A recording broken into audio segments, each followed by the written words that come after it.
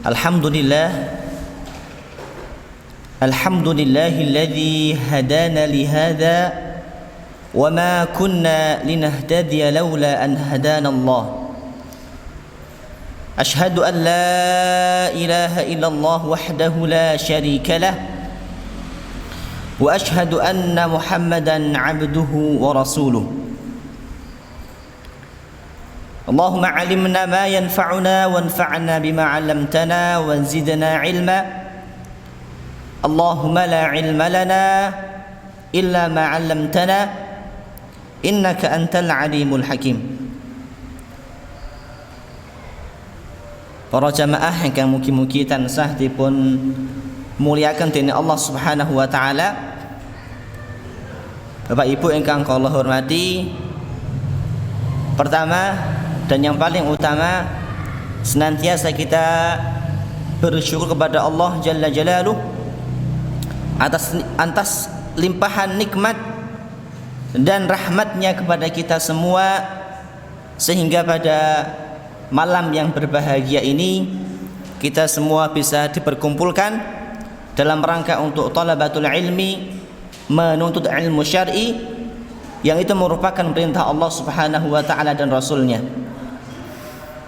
Salawat dan salam semoga senantiasa tercurah limpahkan kepada Nabi kita Muhammad sallallahu alaihi wasallam beserta para sahabat beliau, para keluarga beliau, dan seluruh kaum muslimin yang senantiasa berpegang teguh dengan sunnah-sunnah beliau. Bapak Ibu jamaah ingkang mugi-mugi tansah dipun mulyakaken dening Allah Subhanahu wa taala. Pripun sami sedanten niki? Alhamdulillah. Insyaallah pada kesempatan yang berbahagia ini kita akan kembali melanjutkan kajian kita, kajian hadis Arba'in An-Nawawi. Walhamdulillah telah sampai pada hadis kepiten Pak Bu? Masih pada hadis kedua.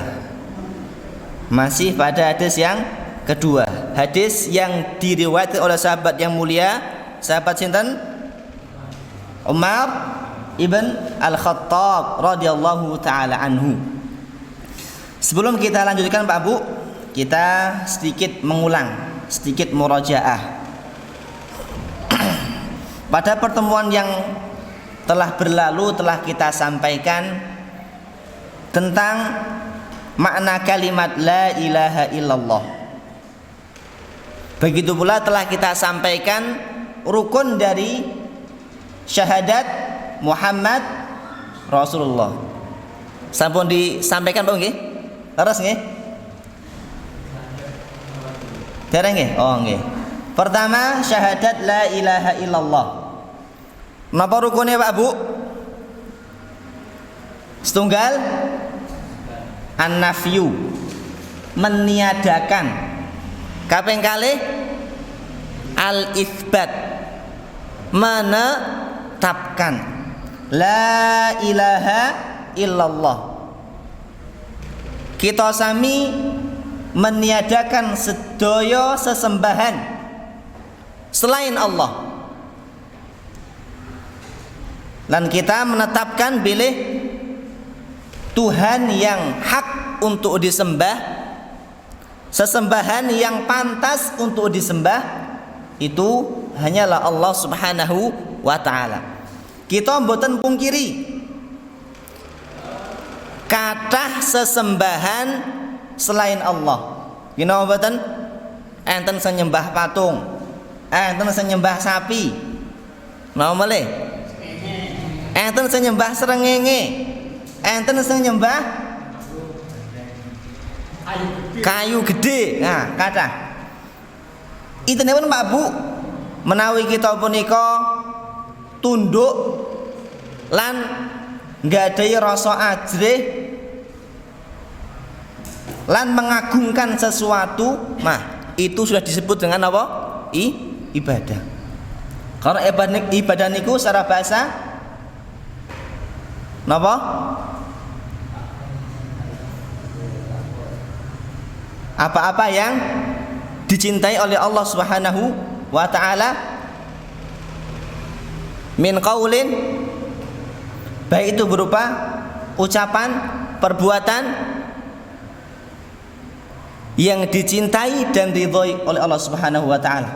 Dan yang namanya takut, tunduk, mengagungkan itu merupakan ibadah. Wallahu taala alam bissawab. Kemudian jamaah sekalian, kita menetapkan setelah kita meniadakan bilih sesembahan selain Allah niku mboten leres, kita kita tetapkan bilih sesembahan ingkang pantes dipun sembah punika namung Allah Subhanahu wa taala. Bapak Ibu jamaah ingkang mugi-mugi tansah dipun mulyakaken dening Allah Subhanahu wa taala, lajeng kita melebet wonten ing kalimat Muhammad Rasulullah. Bapak Ibu ingkang mugi-mugi tansah dipun mulyakaken dening Allah Subhanahu wa taala, sebenarnya apa sih Pak tujuan kita kembali mempelajari rukun Islam, mempelajari kalimat la ilaha illallah Muhammad Rasulullah, mendalami agama kita? Karena Pak Bu, ternyata banyak di antara kaum muslimin yang mereka telah mengucapkan kalimat la ilaha illallah, namun piyambakipun boten paham napa kewajibanipun tiyang ingkang sampun ngucapaken kalimat la ilaha illallah Muhammad Rasulullah. Ngoten nggih? Sehingga kita pelajari bersama pada malam hari ini apa kandungan makna yang terkandung dalam kalimat Muhammad Rasulullah wa asyhadu anna Muhammadan Rasulullah, dan saya bersaksi bahwasanya Nabi Muhammad itu utusan Allah. Bapak Ibu, dalam kalimat Muhammad Rasulullah itu ada dua rukun yang tidak boleh dipisahkan. Nggih, ada dua rukun yang tidak boleh dipisahkan. Yang pertama, kita yakini bahwasanya Nabi Muhammad SAW itu adalah abdun, hamba Allah. Hamba Allah, seperti halnya kita Pak Bu. Sehingga suatu saat tatkala Nabi SAW mengimami sholat dan beliau melakukan kesalahan dalam sholatnya, para sahabat tidak mengingatkan, Nabi lupa, sehingga para sahabat tidak mengingatkan. Para sahabat hanya berprasangka barangkali ada perubahan aturan. Namun setelah usai sholat, para sahabat tidak berani tanya sama Nabi SAW, apakah memang ada perubahan jumlah sholat atau ada kesalahan dalam sholat. Sehingga ada salah seorang sahabat yang bertanya kepada Nabi, dan ternyata tidak ada penambahan atau pengurangan jumlah sholat. Yang ada Nabi Muhammad SAW lupa, sehingga beliau bersabda, fa idza nasitu fadzakiruni, kalau saya lupa maka ingatkan saya. Ini menunjukkan bahwasanya Nabi itu hamba, manusia seperti kita Pak Bu. Kadang Nabi lupa, dan beliau juga sama seperti kita, sakit, makan, menunjukkan beliau hanyalah hamba biasa. Namun ini rukun kedua, Nabi SAW adalah utusan Allah. Inilah yang membedakan antara kita dengan Nabi Muhammad SAW. Jamaah ingkang mugi-mugi tansah dipun muliakan dening Allah Subhanahu wa taala. Inilah dua rukun kalimat wa asyhadu anna Muhammadan Rasulullah. Kita yakini Nabi Muhammad SAW pertama adalah hamba Allah, yang kedua beliau sebagai utusan Allah Subhanahu wa taala. Sehingga Pak Bu, dengan dua rukun ini tidak ada dua unsur yang tercela. Yang pertama, melebih-lebihkan Nabi. Yang kedua, meremehkan kedudukan Nabi.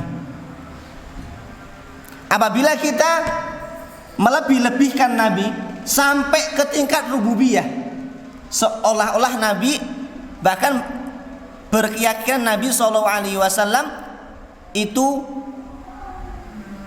memiliki sifat rububiyah.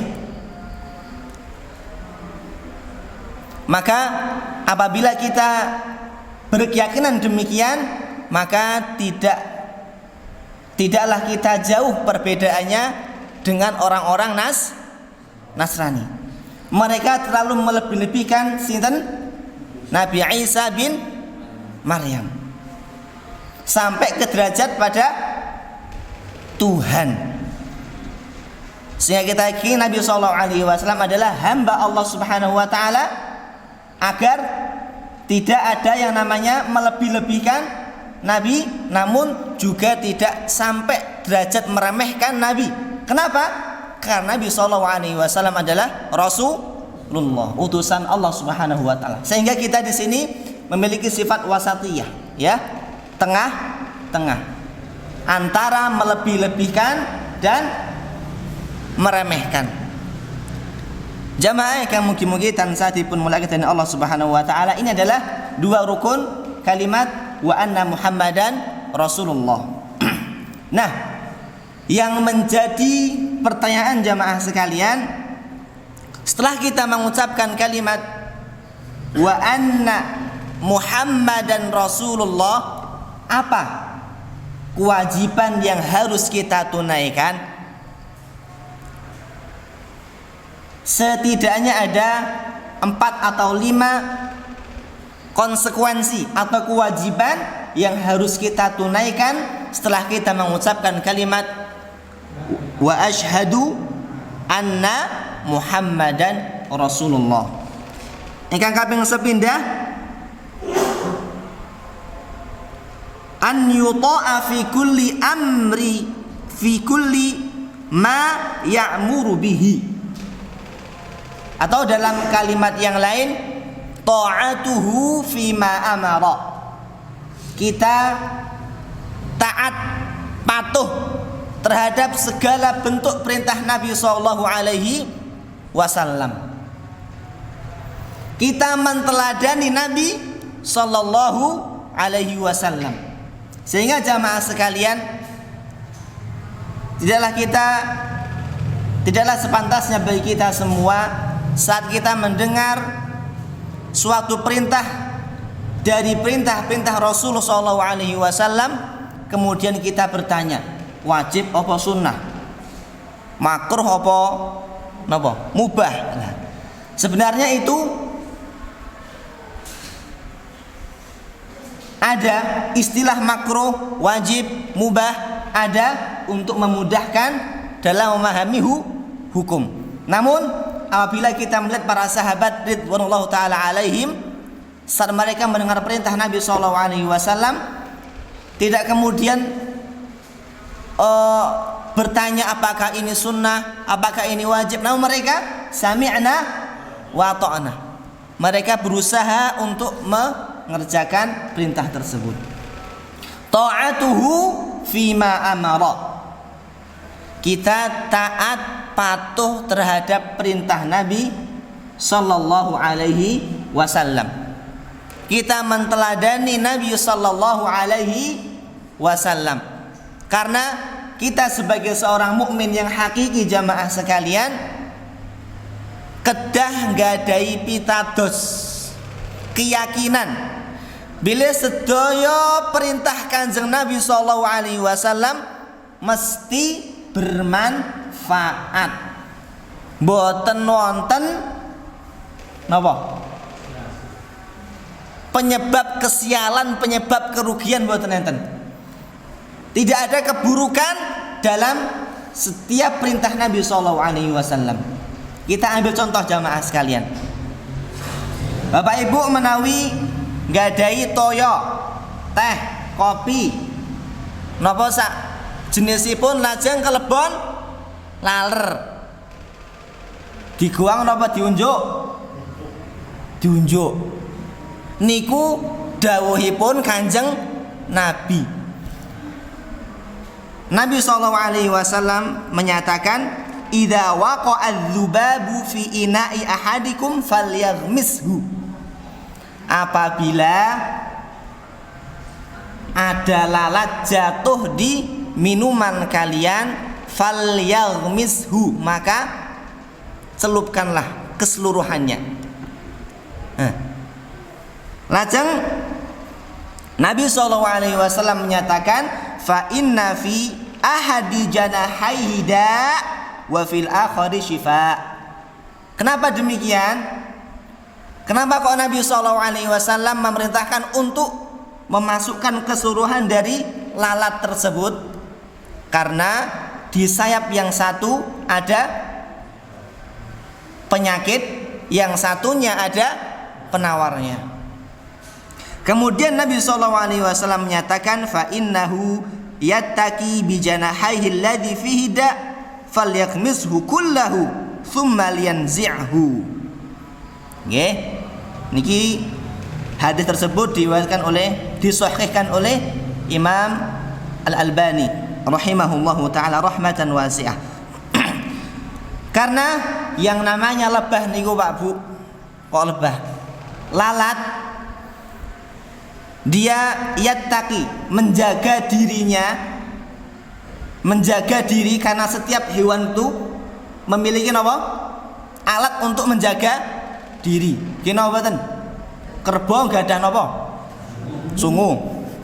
Nggih, macan enggak ada siung, enggak ada cakar, gitu. Tawon enggak ada entup. Nggih. Lah, laler niku enggak ada penyakit. Sehingga lalat itu Pak Bu, dia menjaga dirinya dengan napa jenenge?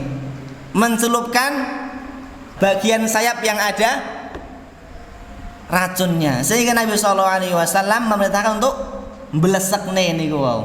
Dicelupkan ke seluruhannya agar tawar, kemudian ampun langsung diunjuk.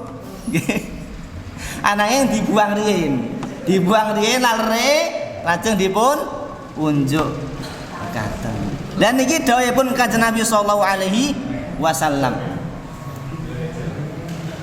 Bapak Ibu jamaah ingkang mugi tansah dipun rahmati dening Allah Subhanahu wa taala, kita sebagai seorang mukmin cukup patuh dan taat terhadap Nabi sallallahu alaihi wasallam, terhadap perintah Nabi sallallahu alaihi wasallam. Kenapa? Setiap perintah, setiap dawuhipun Kanjeng Nabi itu pasti benar, pasti bermanfaat, tidak ada keburukan sama sekali.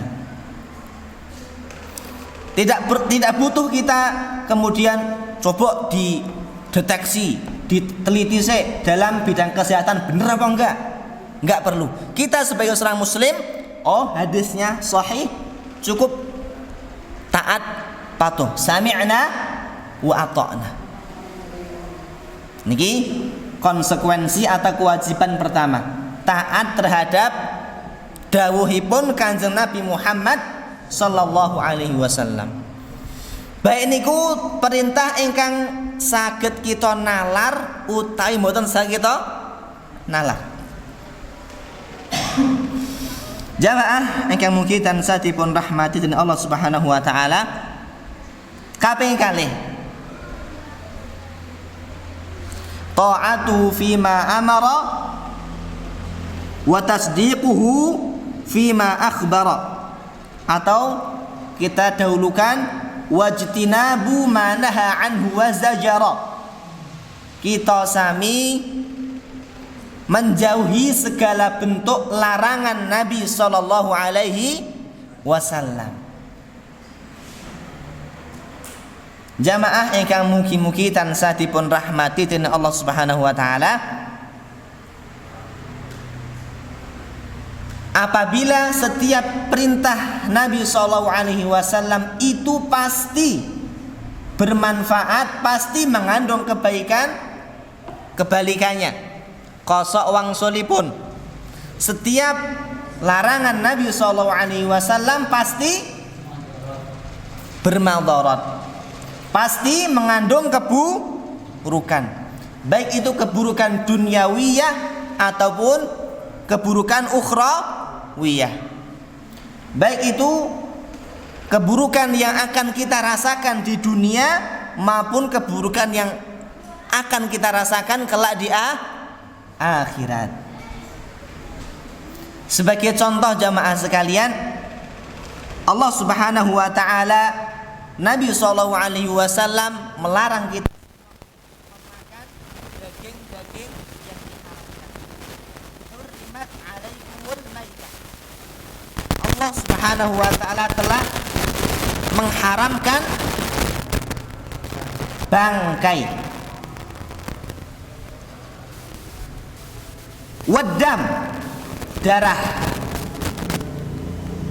walahmal khinzir, daging babi, wa ma uhilla li ghairillahi bih, dan setiap sesembelihan yang tidak disembelih dengan nama Allah. Ini semua termasuk dalam ranah larangan Allah Subhanahu wa taala dan Rasulnya. Kita sebagai seorang mukmin yang hakiki, seorang mukmin yang taat kepada Allah dan Rasulnya, yang beriman terhadap Allah dan hari akhir, langsung berkeyakinan setiap apa yang Allah dan Nabi SAW larang pasti akan menyebabkan bahaya, baik bahaya yang akan kita rasakan di dunia maupun di akhirat. Dan banyak sekali kita jumpai jamaah sekalian penelitian-penelitian yang ada tentang misalnya daging babi. Ternyata banyak sekali mengandung virus, banyak sekali mengandung penyakit yang mana itu sebelumnya belum diketahui di zaman Nabi barangkali, ya. Namun kita sebagai seorang mukmin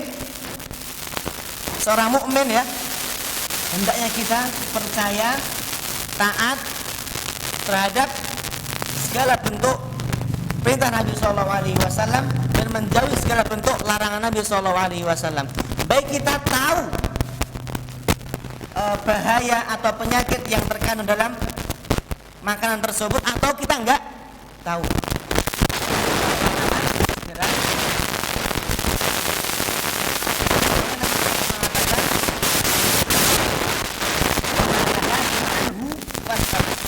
Segala bentuk larangan semua jauhi tanpa terkecuali. Adapun mastata'tum, semampu jamaah yang mungkin-mungkin ini konsekuensi atau kewajiban yang kedua, menjauhi segala bentuk larangan Rasul sallallahu alaihi wasallam. Wa tasdiquhu bima akhbara, kita membenarkan segala bentuk berita yang Nabi sallallahu alaihi wasallam beritakan. Ini kewajiban yang pinten Pak Bu? Ketiga, kita meyakini segala bentuk apa? Kabar yang Nabi SAW beritakan, baik itu berita yang telah terjadi di masa lampau maupun berita yang akan terjadi. Dan Masya Allah, Subhanallah, segala bentuk yang Nabi SAW beritakan di masa yang akan datang sudah lambat laun kita rasakan. Menurutnya Pak Bu, contoh gambaripun dalam hadis Jibril disebutkan malaikat Jibril alaihissalam yang menyerupai seorang Arab Badui bertanya kepada Nabi SAW tentang hari kiamat. Maka Nabi SAW menjawab apa? Mal mas'ulu anha bi'a'lama minasail. Yang ditanya tidak jauh lebih tahu daripada yang bertanya. Maka malaikat Jibril ini kembali bertanya,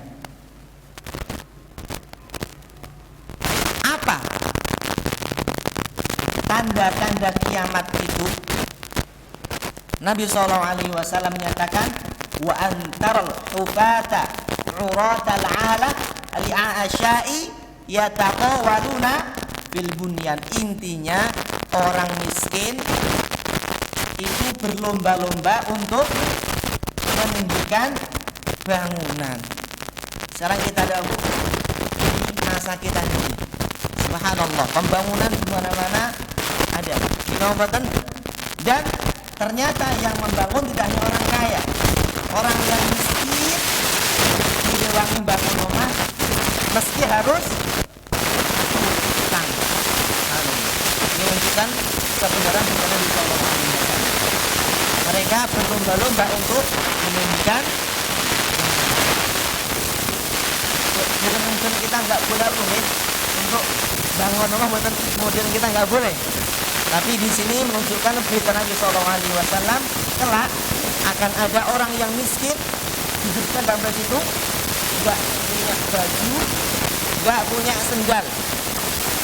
Ya, itu menunjukkan betapa miskinnya orang itu, namun mereka yataqawaluna fil dunya, berlomba-lomba untuk meninggikan. Contoh yang lain Pak Bu, Nabi SAW menyatakan, "Tattabi'anna sunana man kana qablakum." Sungguh kalian akan mengikuti gaya hidup orang-orang terdahulu. Siapa mereka itu maksudnya? Al-Yahud wan Nasara. Shibran bi shibrin, sengkal demi sengkal, wa zira'an bi zira'in, sanatan demi sanatan. Hatta law dakhalu juhra dabbin lataba'tum. Sampai-sampai kalau mereka masuk ke lubang biawak, kalian akan ikuti. Dan subhanallah Bu, kita lihat di zaman sekarang betapa banyak kaum Islam, kaum muslimin yang mereka lebih senang dengan gaya orang-orang kafir dibandingkan dengan gaya-gaya orang Islam. Mereka malu ngingu jenggot, betul. Mereka malu untuk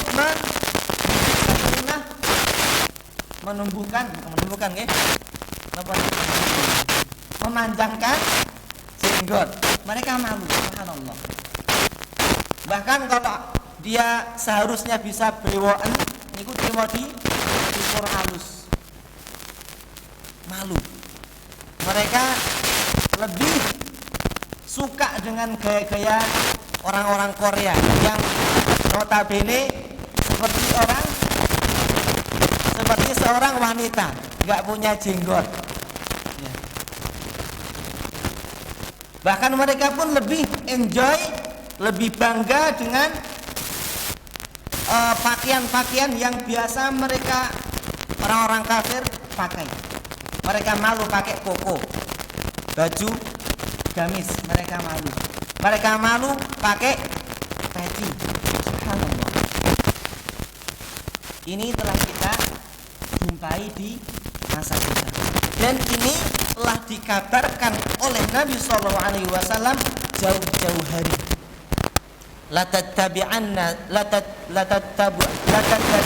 sunana man kana qablakum. Sungguh kalian akan mengikuti kebiasaan sunnah orang-orang dahulu. Siapa mereka? Al-Yahud wan Nasara. Subhanallah. Sehingga Pak Bu, kita sebagai orang yang beriman kita yang mengucapkan kalimat wa asyhadu anna Muhammadar Rasulullah, hendaknya kita meyakini, membenarkan setiap berita yang Nabi SAW kabarkan.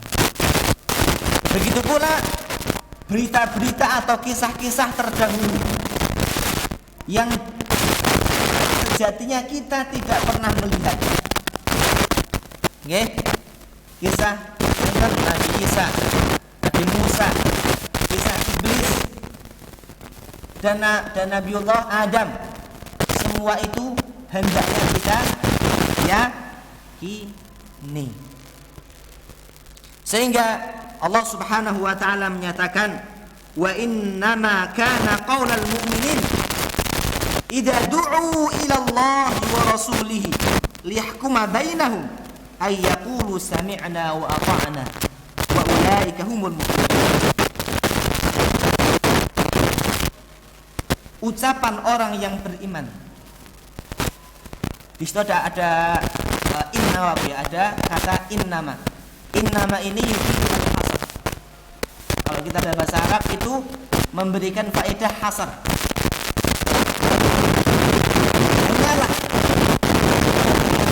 Hanyalah ucapan orang yang beriman itu apabila mereka diajak kepada Allah dan Rasulnya untuk menyelesaikan suatu permasalahan di antara mereka, mereka mengatakan sami'na wa ata'na.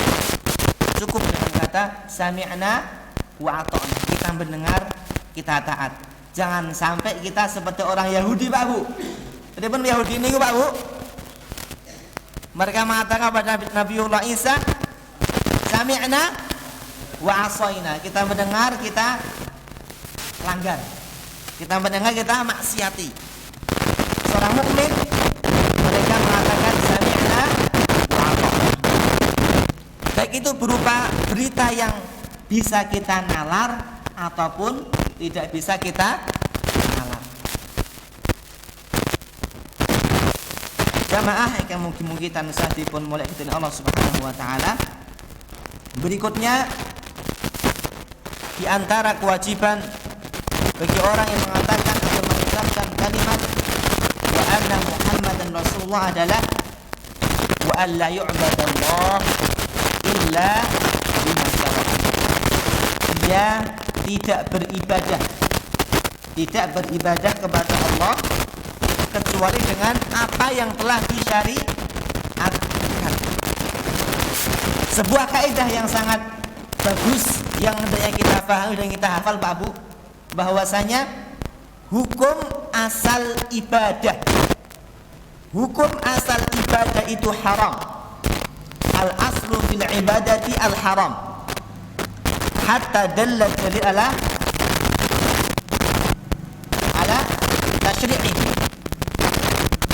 Sampai ada dalil baik itu berupa Al-Quran maupun Sunnah yang memerintahkan ibadah tersebut. Kebalikannya, Pak Bu, kalau ibadah itu hukum asalnya adalah haram sampai ada dalil yang menghalalkannya atau ada dalil yang memerintahkannya, maka hukum asal makanan itu halal sampai ada dalil yang mengharamkannya. Wallahu taala a'lam bissawab. Sehingga Pak Bu, hendaknya kita terus belajar apakah sholat kita sudah sesuai dengan sunnah Nabi SAW. Apakah setiap ibadah yang kita lakukan telah mencocoki apa yang telah Nabi SAW contohkan. Ini perlu terus kita gali. Kenapa demikian, Pak Bu? Karena yang namanya ilmu itu ada yang wajib untuk dipelajari, ada yang sunnah untuk dipelajari, ada yang haram untuk dipelajari. Di antara ilmu yang wajib untuk dipelajari adalah apa yang wajib untuk kita lakukan. Salat kita, puasa kita, muamalah kita, terus kita gali sehingga kita beribadah, bermuamalah atas landaskan ilmu yang telah Nabi SAW wariskan. Yang telah Nabi SAW wariskan. Karena Nabi SAW tidak mewariskan yang namanya uang, yang tidak mewariskan yang namanya emas perak, tidak. Nabi SAW mewariskan ilmu. Wa innama warathul ilma. Hanya saja Nabi itu, para Nabi itu mewariskan ilmu. Faman akhadaha akhadha bihadzin wafir. Barang siapa yang mengambil warisan Nabi itu, maka dia telah mengambil bagian yang begitu banyak. Jamaah yang mugi-mugi tansah dipun muliakan Allah Subhanahu wa taala. Ini beberapa konsekuensi kewajiban bagi kita yang telah mengucapkan kalimat asyhadu anna Muhammadan Rasulullah. Sebelum kita akhiri, Sobat Abu, kita ulang sekali lagi konsekuensi atau kewajiban kita sebagai seorang muslim yang telah mengucapkan kalimat syahadat. Yang pertama itu Abu, taat, patuh dengan segala bentuk perintah Nabi SAW. Kaping kali menjauhi segala bentuk larangan Nabi SAW. Kenapa? Karena setiap larangan pasti mengandung keburukan, baik keburukan di dunia maupun di akhirat. Yang ketiga Pak Bu, meyakini, membenarkan segala bentuk berita yang Nabi SAW beritakan, baik itu berita yang akan terjadi maupun sudah terjadi. Kemudian yang keempat, tidak beribadah kecuali dengan syariat yang Allah dan Rasulnya syariatkan. Dan terakhir Pak Bu, an yuhibba fawqa mahabbati kulli mahbubin minal makhluk. Di antara kewajiban kita sebagai seorang muslim yang telah bersyahadat adalah kita mencintai Nabi sallallahu alaihi wasallam melebihi cinta kita kepada semua makhluk, baik itu kerabat kita, anak kita, istri kita. Kecintaan terhadap Nabi SAW lebih diutamakan. Bahkan kecintaan terhadap diri kita, hendaknya kita melebihkan kecintaan terhadap Nabi SAW. Jamaah yang semoga senantiasa dirahmati Allah Subhanahu wa taala, dan kecintaan kita terhadap Nabi SAW hendaknya kita buktikan dengan apa Pak Bu?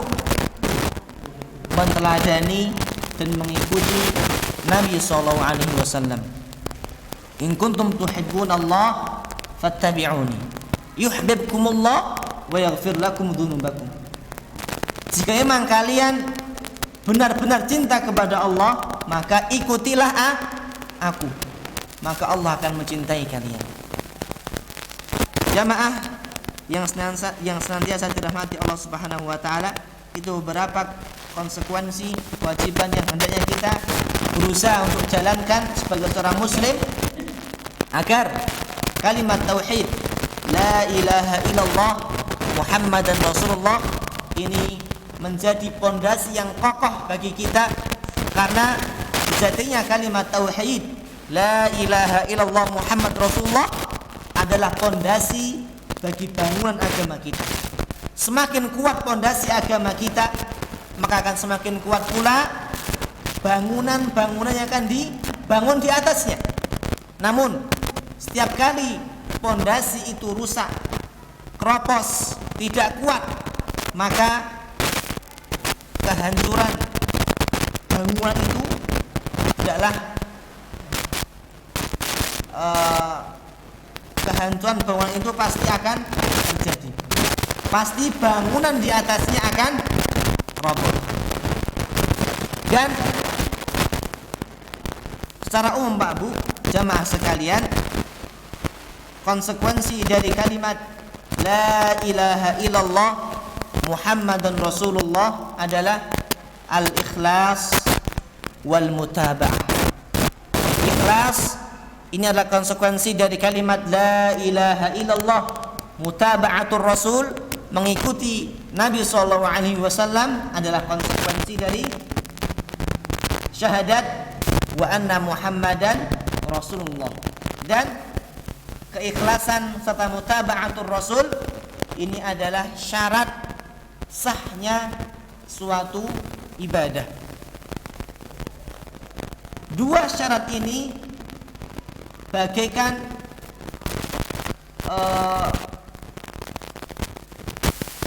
sesuatu yang tidak bisa dipisahkan. Suatu ibadah tanpa keikhlasan maka tidak diterima. Suatu ibadah yang ikhlas karena Allah namun tidak mencocoki apa yang telah Nabi SAW contohkan, maka tidak diterima. Sehingga dua syarat ini, keikhlasan dan mutaba'atur Rasul, harus ada dalam suatu ibadah, karena itu merupakan syarat sahnya ibadah. Wallahu ta'ala a'lam bissawab. Mungkin hanya ini bisa kita sampaikan pada malam berbahagia ini. Semoga sedikit yang kita sampaikan ini bisa bermanfaat bagi diri saya pribadi khususnya dan kepada para jamaah pada umumnya. Naktafi bidu'a kifatul majlis. Kita tutup dengan doa kifatul majlis. Subhanallahumma bihamdika asyhadu an la ilaha illa anta astaghfiruka wa atubu ilaik. Assalamualaikum warahmatullahi wabarakatuh.